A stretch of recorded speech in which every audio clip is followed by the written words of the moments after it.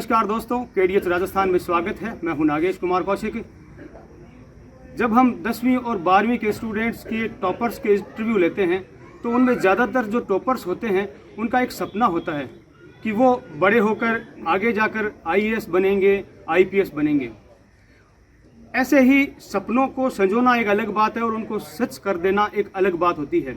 हर सफल व्यक्ति के पीछे, हर सफलता के पीछे एक संघर्ष की कहानी होती है और वो जब सफलता की ओर जब पहुंच जाता है तो वो कहानी फिर औरों के लिए एक प्रेरणादायी होती है।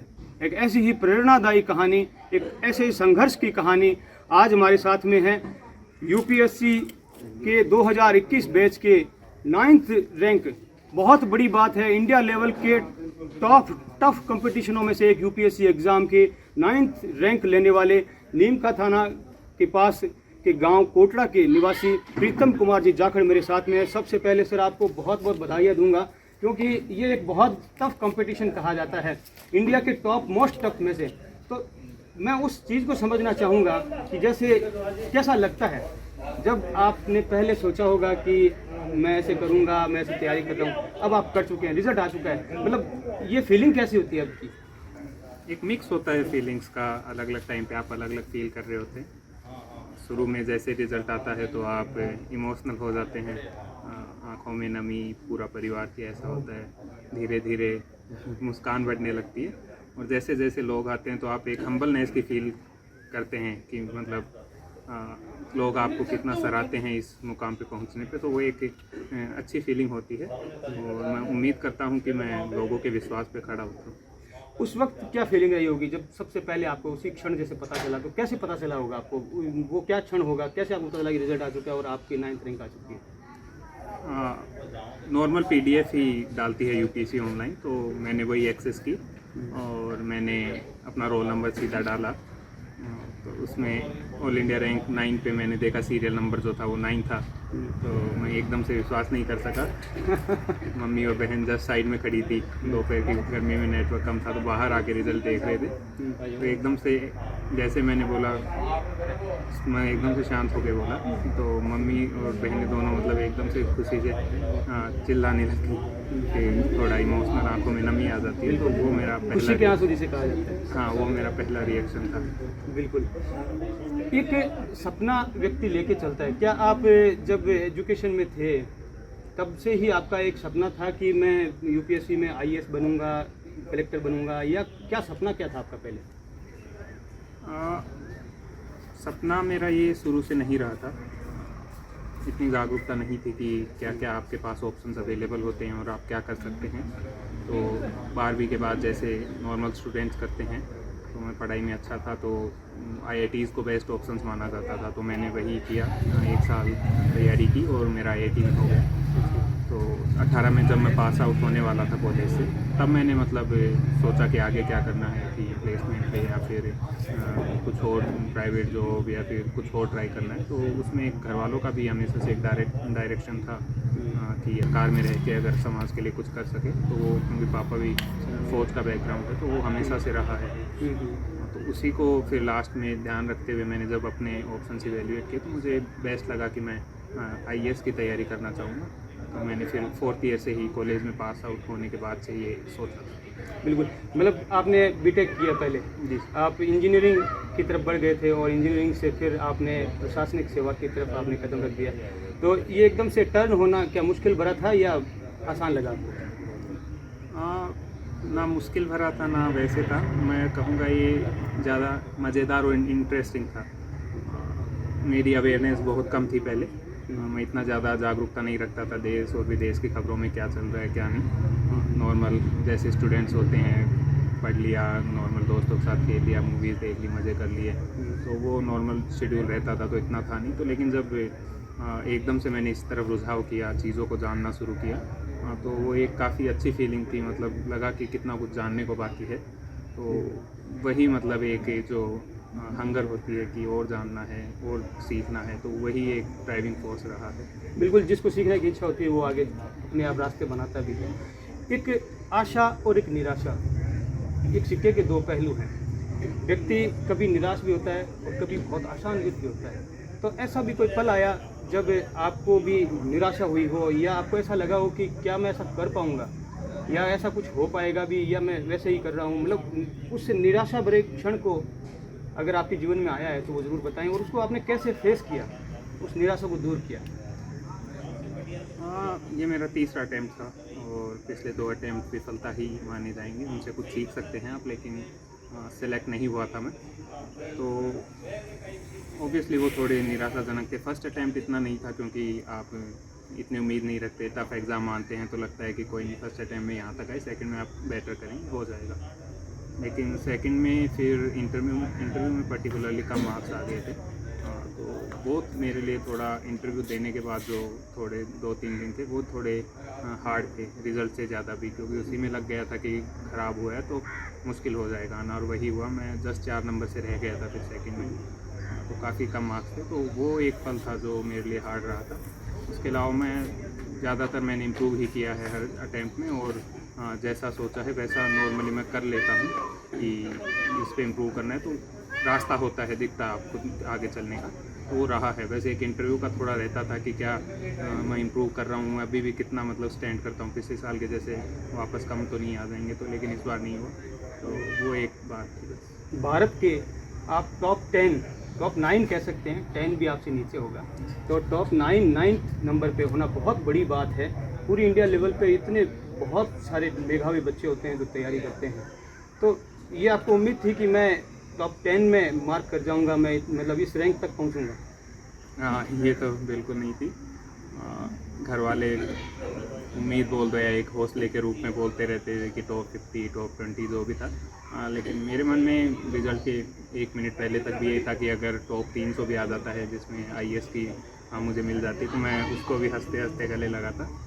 लेकिन भगवान की कृपा है और इसीलिए रिज़ल्ट देख के मैं सरप्राइज़ भी था एकदम से कि ऐसे तो नहीं हो सकता। मैंने 10th 12th टॉपर्स के इंटरव्यू लिए हैं, मैंने देखा है कि उनकी आंखों में IAS बनने का सपना बहुत सौ के होता है, तो क्या ये सफ़र मुश्किल है या आसान है, आपको कैसा लगता है? अगर सक्सेस रेट देखी जाए तो जब 8-9 लाख या इतने फॉर्म भरे जाते हैं और उनमें लास्ट में सिर्फ 700 या 800 बच्चे सेलेक्ट होते हैं, उसमें भी अगर IAS हटा दे तो सिर्फ 180 पोस्ट होती हैं, बाकी IPS वगैरह की होती हैं, तो उस हिसाब से तो कंपटीशन जो देखा जाएगा बहुत टफ माना जाएगा। लेकिन वही है, अगर आप इस प्रोसेस को एंजॉय करते हैं, अगर आप पढ़ाई में रुचि रखते हैं, जो आप पढ़ रहे हैं उसमें आप जो मतलब ऐसे नहीं कि इस पोस्ट को पाने के लिए पढ़ रहे हैं आप, मतलब पढ़ने में वो अगर मज़ा ले पा रहे हैं कि कितना अच्छा है और जानना, ये अगर आप इतना कर पाते हैं तो मुझे लगता है कि वो ज़्यादा मतलब एक प्रोसेस को ईजी भी बनाता है और मज़ेदार भी बनाता है। तैयारियों करने का क्या तरीका क्या होता था आपका? जैसे आप सेल्फ स्टडी ज़्यादा करते थे या किसी कोचिंग से या अन्य का सहारा देते या नेट से अन्य सहारा देते, मतलब क्या एक आपका पैटर्न क्या होता था पढ़ाई का, कैसे उठने का, किस तरह कितने घंटे पढ़ने का, एक पूरा एक क्या शेड्यूल था लगभग? शेड्यूल टाइम पे बदलता रहता है। फर्स्ट अटैम्प्ट में अलग होता है, नया जुनून होता है, तो इसके बाद लेकिन थोड़ा कम भी हो जाता है।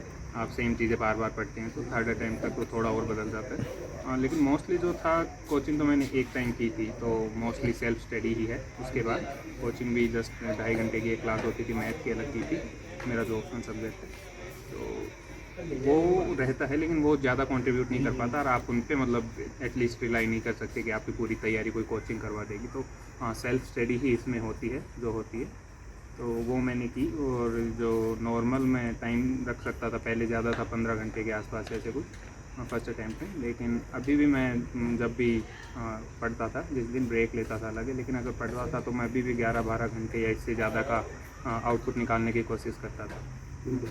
एक मोटिव होता है हर व्यक्ति का, उद्देश्य भी होता है, किसी चीज़ को, किसी लक्ष्य को पाने से पीछे एक उद्देश्य होता है कि मैं इस लक्ष्य को इसलिए पाना चाहता हूँ। तो क्या इसके पीछे आपका भी एक कोई उद्देश्य, मोटिव है कि मैं IAS बनना चाहता हूँ, बन करके ये करना चाहता हूँ? मोटिव बिल्कुल होंगे। अगर आप शुरू में भी अगर नहीं होते तो आप जब इसकी तैयारी करने लगते हैं तो आपको पता चलता है कि ये कितनी बड़ी जिम्मेदारी है और इसको निभाना बहुत ज़रूरी है समाज में। अगर आपको इतना रिस्पॉन्सिबिलिटी या इतने ऊंचे पद पे बिठाया जाता है तो आपसे बहुत कुछ एक्सपेक्ट किया जाता है, और इसी में तो देखते हुए अगर मुझे कुछ चीज़ें मतलब चुनने को पड़े तो एक वीमेन एम्पावरमेंट का जो इशू है, जो शेखावटी एरिया है राजस्थान में पर्टिकुलरली देखा जाए तो ज़्यादा बड़ा इशू रहा है। तो बचपन से देखते हैं गांव क्षेत्र वगैरह या सब में तो एक दिखता है नॉर्मल समाज में। तो मैं कोशिश करूंगा कि अगर उस मुद्दे पे मैं जिस भी रूप में काम कर सकूं तो मैं उस पर अपना ध्यान केंद्रित करना चाहूँगा। उद्देश्य पापा आर्मी में थे तो एक भावना जो होती है काम करने की वो हमेशा से रही है। पापा ने भी इस डायरेक्शन में मोटिवेट हमेशा किया है, तो वो हमेशा से रहा है। तो उम्मीद यही रहती है कि जिस भी पद पे जाएं मैं अच्छे से काम कर पाऊँ, जो भी मेरे पे दायित्व हैं और जो भी अलग से मैं कुछ कर सकता हूँ तो उसी को अगर बेस्ट तरीके से कर पाऊँ पूरी शिद्दत के साथ, तो वही एक मोटिवेशन रहती है। डेडिकेटेड टू हेल्प टू किसको कहना चाहेंगे, किसे आप अपनी कामयाबी का श्रेय? परिवार में तो प्रेरणा स्रोत अगर देखा जाए तो पापा थे, लेकिन जो डेली बेसिस पे अगर जिनसे हौसला मिलता है वो तो मेरी मम्मी ही है। मैं डेली बात करता हूँ उनके फ़ोन से, जब भी मैं मतलब घर पे तैयारी नहीं करता तो रूम पे जब तैयारी करता हूँ तो मैं डेली उनसे बात करता हूँ। तो हाँ, आपके पापा भी करगिल के योद्धा रहे हैं, उन्होंने भी देश सेवा में अपना सर्वस्व न्यौछावर किया है और उनका एक उसमें पैर भी एक खराब हो गया था। और आपकी मम्मी भी क्या कुछ विशेष कुछ करती है या हाउस वाइफ है क्या? वो हाउस वाइफ ही हैं, लेकिन वो एक्स्ट्रा ऑर्डिनरी हैं क्योंकि जिस समाज में देखा जाए या जिस कॉन्टेक्स्ट में वो रहती हैं उसके हिसाब से उन्होंने काफ़ी आगे मतलब जो उनको नई चीज़ें जानने का बहुत शौक़ होता है, मेरे से पूछ लिया जो भी मैं करता हूँ और वो उनको याद रहता है वो सारी चीज़ें कि ये चीज़ ऐसी होती है वो चीज़ वैसी होती है। उसके अलावा मम्मी मतलब जेंडर इक्वालिटी या जो भी है घर में वो मम्मी ने हमेशा से बढ़ावा दिया है। तो ऐसी चीज़ें हैं जो मुझे प्रेरित करती हैं। और जो नए बच्चे, जो नए लड़के हैं हर साल तैयारियां करते हैं, उनके लिए क्या संदेश रहेगा? किस तरह से वो अपने आप को तैयार करें ताकि वो सफल हों? इसमें मैं यही बोलना चाहूँगा कि आप जब भी शुरू करें आप पहले से जो भी बुक्स होती हैं स्टैंडर्ड आप उन तक ही सीमित रहें, ज़्यादा करने की कोशिश ना करें जो ह्यूमनली पॉसिबल ना हो। कि किसी टॉपर ने बोला कि ये भी करना है वो भी करना है तो वो अपना अपना हिसाब से करते हैं, लेकिन ज़्यादातर होता है कि वो कंपाइल करके बना लेते हैं कि सब करना है। जब कोई शुरू कर रहा होता है तो वो नहीं करना होता। आप लिमिटेड सोर्सेज रखिए, धीरे पढ़िए, ऐसे नहीं कि नंबर ऑफ़ रिविजन्स बढ़ाने के चक्कर में आप बहुत तेज़ी से निकल रहे हैं बिना मतलब उसको एनालाइज माइंड में किए कि मैंने क्या पढ़ा क्या नहीं। तो आप धीरे पढ़िए, जो पढ़ा है उसको समझने की कोशिश कीजिए। नंबर ऑफ़ रिवीजन भले ही कम हो, लेकिन अगर आप उसको समझ पाते हैं और कॉन्सेप्ट बिल्ड कर पाते हैं तो वो मेरे को लगता है कि बेस्ट होता है इस तैयारी में। तो यही है कि आप परिश्रम करें, एक अगर ध्यान इस पे अगर आप कर सकते हैं तो वो बेस्ट होगा। डिस्ट्रैक्शंस आप कम से कम कीजिए इसमें। तो अगर आप ऐसा करते हैं तो मुझे नहीं लगता कि मतलब आपको कोई भी रोक सकता है। परिश्रम का कोई विकल्प नहीं। जी बिल्कुल सही बात। क्योंकि हर सफल व्यक्ति के पीछे उनके माँ बाप का बहुत बड़ा परिश्रम होता है। और जैसा कि प्रीतम कुमार जी अपनी बातों में कह भी रहे थे कि मेरे माता और पिता का एक अथक परिश्रम और सपना था। और मैं बात थोड़ी सी सुभाष जी जाखड़ मेरे साथ में हैं, जो कि सैनिक हैं। देश सेवा में आपने खुद एक लंबी लाइन खींची है, कारगिल जैसा युद्ध सर आपने लड़ा है।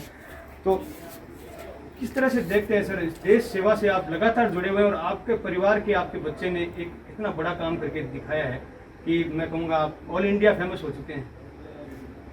हाँ ये बात तो है, लेकिन मैंने भी देश सेवा करी है, इसलिए बेटे को भी मैंने IIT करने के बाद में बोला कि बेटे अपन को प्रशासनिक अधिकारी बनना है और देश की या जनता की गरीबों की सेवा करना। आप खुद थोड़ा सा कुछ बताना चाहेंगे कि वो कौन सा पल था? आपने भी युद्ध लड़ा था कारगिल का, देश सेवा में आपने एक पैर भी जख्मी हुआ, पैर भी खराब हुआ, तो उस क्षण को थोड़ा सा बताना चाहेंगे कि वो कैसा क्षण रहा होगा? देश सेवा में किस तरह से आपका समर्पण की भावना रही होगी और किस तरह से आपके परिवार के प्रति फिर आकांक्षा रही होगी? देश की सेवा का हर इंसान को जुनून होता है और जो फौजी आदमी होता है उसको ट्रेनिंग ऐसी दी जाती है कि अपने देश की बॉर्डर सीमाओं की अपनी रक्षा करे। तो उसमें युद्ध हुआ था तो उसमें कई अपने शहीद भी हो गए थे। मेरे पास में 16,000 की पहाड़ी थी बर्फीली, तो उसके अंदर 5 जवान शहीद हो गए थे। एक मेरे पास नज़दीक था ढील का सुरेंद्र शेखावत, वो ख़त्म हो गया था। फिर मैं 48 घंटे तक वहाँ पर लेटा रहा उसकी डेड बॉडी के साथ। फिर स्नोफॉल बर्फ़ भी वहाँ गिर रही थी, फायरिंग चली हुई थी। मुसीबतें सहन करके चल के अपने चला तो जाता नहीं था मेरे से, वैसे ही घसीट के नीचे में आया और भगवान दया से बाल बच्चों की वजह से बच गया। बस यही है। तो अपनी देश सेवा करनी चाहिए। बेटे को भी यही मैं बोलूँगा कि गरीबों की, जनता की सेवा करनी चाहिए और कुर्सी जो है उसके ऊपर एक न्याय होना चाहिए, स्टिक होना चाहिए। न्याय वो करे अपनी ज़िंदगी में और सेवा, देश सेवा को बड़ा माने। बिल्कुल। और आपकी माता जी भी साथ में हैं, और एक माँ का जब सपना पूरा होता है तो उसकी खुशी कैसी होती है, कैसा लगता है? अब कैसा लग रहा है कि आपके बेटे ने एक इतना बड़ा अचीव किया है? बहुत ही अच्छा लग रहा है। मतलब बहुत सारे लोग बधाइयाँ दे रहे होंगे, रिश्तेदार वो सब। हाँ, सब बधाइयाँ दे रहे हैं। बहुत अच्छा लग रहा है, आपको बता भी नहीं सकते कि कितना अच्छा लग रहा है। मतलब एक माँ को कितनी खुशी होती है बेटे को सफल देख करके? बहुत ही खुशी। अब क्या बताऊँ, आपको बताया भी नहीं जाता, इतनी शब्द कम पड़ जाते हैं। हाँ, शब्द कम पड़ जाते हैं। मतलब आप अपने बेटे को जब भी बेटा आपका निराश नहीं हो, हौसले से आगे बढ़े, तो उसके लिए आप कैसे उसका हौसला अफजाई करते थे? हाँ, हम इसका हौसला बहुत ज़्यादा करते थे कि बेटा कभी ना कभी तो आपको IAS मिले ही। पिछली बार आप बेटे को नहीं मिला तो बेटा थोड़ा निराश हुआ, तो मैंने बोला बेटा आप निराश मत हो, अगली बार आपकी अच्छी रैंक आएगी। हौसला बढ़ाया बच्चे का, जो होता है वो अच्छे के लिए होता है। आपको अगली बार नहीं है तो अगली बार अच्छी रैंक मिलेगी। तो बेटा ने कहा ठीक है मम्मी पापा। हाँ, जो बात बेटे को बोली वो आज तक नहीं मान पाया है, वो करता है। बेटा अब कलेक्टर बनने वाला है, क्या क्या कहेंगे बेटे को कि ये करना बेटा? हाँ, ये करना, देश की सेवा करना और कोई, हाँ, जनता की करना, कोई कभी बुराई के रास्ते पर मत चलना। आप अच्छा काम करना तो आपका और ऊपर जाओ, आप आगे बढ़ो। हाँ, गरीबों की सेवा करना मेरा तो बस ये सपना है। किसी के बारे में बुरा मत सोचना, अच्छा ही सोचना। आप कितना भी बड़े बन जाओ, लेकिन नहीं चाहिए। ये है फौजीदी फैमिली परिवार का परिवेश। आप देखेंगे तो बिल्कुल ग्रामीण परिवेश है, और ऐसे साधारण परिवार से और देश सेवा से जुड़े हुए परिवार से एक ऐसे प्रीतम कुमार जी ने जो नाम रोशन किया है, निश्चय ही ये बहुत ही गर्व का विषय है, न सिर्फ नीम का थाना बल्कि राजस्थान बल्कि पूरे भारत के लिए। और निश्चय ही मैं कहूँगा कि ऐसे लोग इस देश में देश सेवा के नए नए आयाम प्रस्तुत करेंगे। और इसी के साथ मैं प्रीतम कुमार जी जाखड़ साहब को बहुत बहुत बधाई दूंगा उनकी सफलता के लिए। मैं नागेश कुमार कौशिक, आप सभी का बहुत बहुत धन्यवाद।